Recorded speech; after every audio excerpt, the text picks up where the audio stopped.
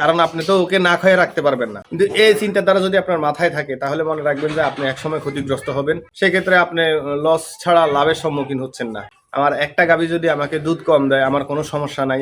ব্যবসা আপনি ব্যবসায়িক চিন্তা মাথায় রাখতে হবে। বন্ধুরা সবাইকে আসসালামু আলাইকুম। আরো একটি নতুন ভিডিওতে আপনাদেরকে স্বাগতম। তো আজকের ভিডিওতে জানানোর চেষ্টা করব যে আপনি খামারে কেমন গাভী খামারে রাখবেন আর কেমন গাভী খামারে রাখবেন না, আর কেমন গাভী আপনি খামারে রাখলে লাভবান হবেন আর কেমন গাভী খামারে রাখলে আপনি ক্ষতিগ্রস্ত হবেন।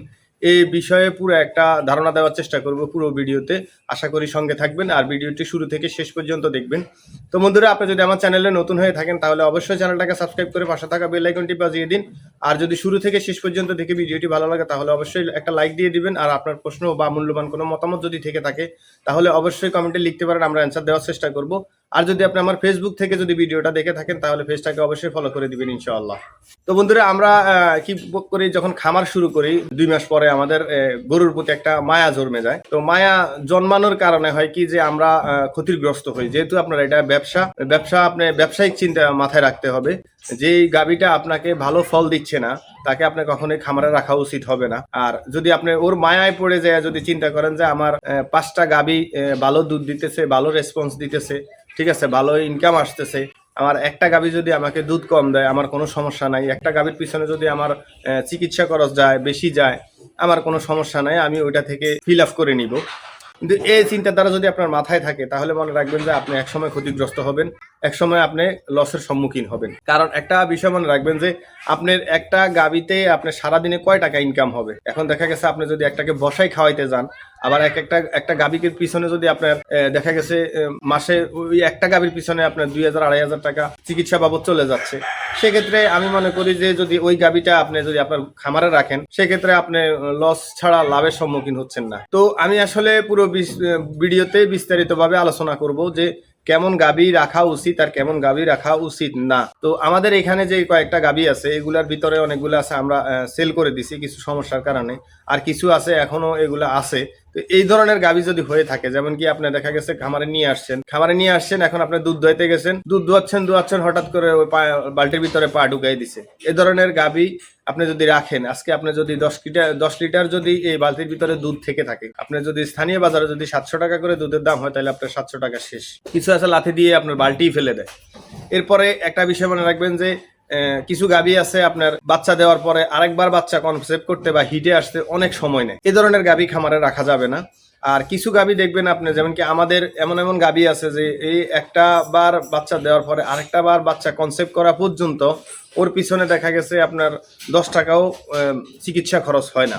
আবার কিছু আছে দেখা গেছে ও বাচ্চা দিছে, বাচ্চা দেওয়ার কিছুদিন পরে ওর মানে পা সমস্যা হয়ে গেছে, পা খোঁড়ানো শুরু হয়েছে, এরপরে ক্যালসিয়াম শর্ট হয়ে গেছে। তো এটা হয়তো বা হইতে পারে, কারণ হচ্ছে আমরা যদি অবহেলা করি বা যদি ক্যালসিয়াম না খাওয়াই, পর্যাপ্ত পরিমাণে যদি খাবার না দিতে পারি সেক্ষেত্রে হইতে পারে।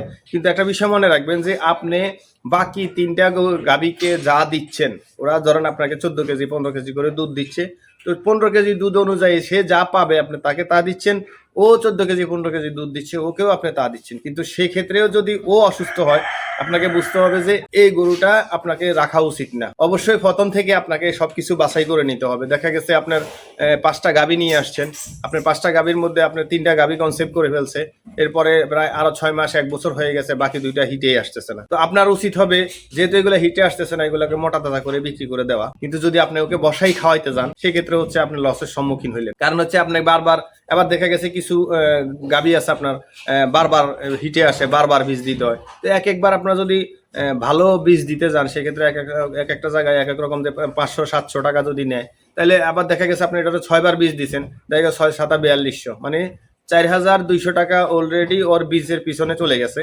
এরপরে হচ্ছে যে আপনি আবার চিন্তা করলেন যে হয়তো ওরে চিকিৎসা করতে হবে, ডাক্তার দেখাইলে কাছে 3-4 হাজার টাকা আরো চলে গেছে। তো আপনি কিন্তু ওর পিছনে লস দিচ্ছেন। আর এই দেখা গেছে আপনার 1 বছর পরে ওর টোটালি দুধ বন্ধ হয়ে গেছে, তাহলে ও শুধু আপনার এখানে খাচ্ছে। আর যদি ওর দৈনিক যদি 300 টাকা করে যদি খায় তাহলে হিসাব করেন যে আপনার কয় টাকা করে লস হচ্ছে। কারণ আপনি তো ওকে না খেয়ে রাখতে পারবেন না, ও আপনাকে দিচ্ছে না কিছু কিন্তু আপনি না খেয়ে রাখতে পারবেন না। তো সেক্ষেত্রে এই ডিসিশনগুলো আপনি খুব দ্রুত নিতে হবে যে আপনি কাকে খামারে রাখবেন আর কাকে খামারে রাখবেন না। তো আবার কিছু গাভী আছে যে খাবার দাবার ঠিক আছে, তারপরে হচ্ছে আপনার আপনার ধরুন ওকে আপনার বডি ওয়েট অনুযায়ী ওকে যা দিচ্ছেন সে অনুযায়ী আপনাকে দিচ্ছে না। একটা কথা মনে রাখবেন, যদি আপনার একটা গাভী সকালবেলা 8 কেজি দুধ যদি আপনি না পান, বিকেলবেলা 4 কেজি দুধ যদি মিনিমাম না পান, সেই ক্ষেত্রে আপনি ওই গাভী খামারে রাখলে আপনি লাভবান হবেন না। তো এই বিষয়গুলো আশা করি আমি আপনাকে বুঝাইতে পারছি আসলে কি ধরনের গাভী আপনাকে খামারে রাখা উচিত। একটা বিষয় মনে রাখবেন, বিজনেসের ক্ষেত্রে কোনো মায়া করে লাভ হবে না। আপনি একটা গরু, আপনি যে শুরু থেকেই বলছিলাম যে আপনার 10টা গাভী আছে, 10টা গাভীর ভিতরে একটা গাভী আপনাকে দুধ দিচ্ছে না, ওকে আপনি ওই 10টা দিয়ে পালতে যাবেন, কিন্তু ও আপনার পিছনে আপনার যে টাকাটা খরচ হবে ওর পিছনে আপনি ওই টাকাটা দিয়ে দেখা গেছে আরেকটা গরু কিনতে পারবেন। সেটা ষাঁড় হতে পারে, সেটা একটা বকনা হতে পারে। তো এই বিষয়গুলো মাথায় রেখে আসলে লাভ লস চিন্তা করে আপনার খামার করা উচিত। চিকিৎসা করা যে গাভীর ভিতরে বেশি লাগবে বা বাচ্চা কনসেপ্ট করতে যার যে সময় বেশি লাগবে, যার অবশ্যই সেই গাভীটা আপনাকে রাখা উচিত হবে না। যেমন কি আমাদের এখানে একটা গাভী আছে, ও হচ্ছে যখনই একবার বীজ দিলেই হয়, ওই একবারেই আপনার বাচ্চা কনসেপ্ট করে ফেলে। এরপরে এভাবে আরো 3টা আছে, এগুলাকে একবার দিলে বীজ দিলে হয়। কিন্তু এরপরে আরেকটা 2টা গাভী আছে আমাদের এখানে, যেগুলো আপনার বারবার বীজ দিলেও আপনার বাচ্চা কনসেপ্ট করে না। যেমন কি আমার পিছনে যে এই গাভীটাকে দেখতে পাইতেছেন, এটাকে গত বিয়ানের সময় আমরা 7বার বীজ দিছি। 7বার বীজ দেওয়ার পরেও সে কনসেপ্ট করে নাই। 7বারে প্রায় 700 টাকা করে কত টাকা চলে গেছে। এরপরে হচ্ছে AD3 দেওয়া হয়েছে, ওর পিছনে কৃমির ওষুধ খাওয়ানো হয়েছে, কৃমির ডোজ দেওয়া হয়েছে। এরপরে ওকে আবার ক্যাটাফর্স, তারপর হচ্ছে অ্যামাইনোবেট, এগুলো ইনজেকশন দেওয়া হয়েছে। তারা ডাক্তারের ফি দিছি। তো বুঝেন যে এরপরে ও বাচ্চা কনসেপ্ট করছে, কিন্তু সেক্ষেত্রে ওর সাথে যেটাকে নিয়ে আসা হয়েছে সেটা দিছে 3টা বাচ্চা, ও দিছে 2টা বাচ্চা। তাহলে ওই একটা বাচ্চা গ্যাপ, মানে একটা বাচ্চা গ্যাপ, মানে ওর পিছনে ওষুধ খরচ তো গেছেই, এরপরে ধরেন আরো 70,000 টাকা চলে গেছে। মানে ও যদি আরেকটা বাচ্চা দিত, তাহলে আমি ওই বাচ্চাটাকে বিক্রি করলেও 70,000 টাকা পাইতাম।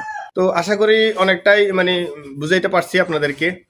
যদি বুঝে থাকেন আর ভিডিওটি এই পর্যন্ত দেখার পরে যদি ভালো লেগে থাকে, তাহলে অবশ্যই একটা লাইক দিবেন। আর এখনো যদি আপনি আমার চ্যানেলটাকে সাবস্ক্রাইব না করে থাকেন, আশা করি ইনশাল্লাহ সাবস্ক্রাইব করে দিবেন। আর যদি সাবস্ক্রাইব করে থাকেন এখন আগে থেকেই, তাহলে অসংখ্য ধন্যবাদ আপনাকে। তো দেখা হবে নেক্সট কোনো ভিডিওতে, নেক্সট কোনো বিষয় নিয়ে। ভালো থাকবেন, সুস্থ থাকবেন, সময় আমাদের জন্য দোয়া করবেন।